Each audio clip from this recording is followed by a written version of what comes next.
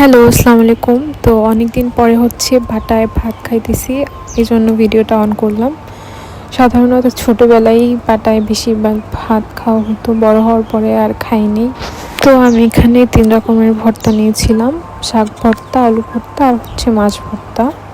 Trust me, ভর্তাগুলো খুবই মজা হয়েছিল। আমি পুরো ভাতটা শেষ করেছি শুধুমাত্র ভর্তা দিয়ে।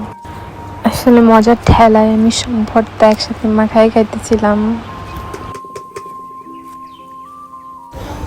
আর বাহিরের ওয়েদারটাও খুবই সুন্দর ছিল, হালকা হালকা বৃষ্টি হচ্ছিল। তারপরে আমি আমার গাছগুলো দেখতে চলে আসলাম। এই গাছগুলো আমি অনেক আগে ছোট ছোট চারা এনে লাগিয়েছিলাম। তো গাছগুলো এখন অনেক বড় হয়ে গিয়েছে। গোলাপ গাছ আর বাগান বিলাস গাছ আরও কী কী যেন নাম মনে নেই। আর এটা জবা গাছ, আর এটা লজ্জাবতী গাছ, আর ওগুলো ছিল মরফুল গাছ। আর এটা হচ্ছে আমাদের বাড়িতে ঢোকার রাস্তাটা আর কি। তো সবাই ভালো থাকবেন, আল্লাহ হাফিজ।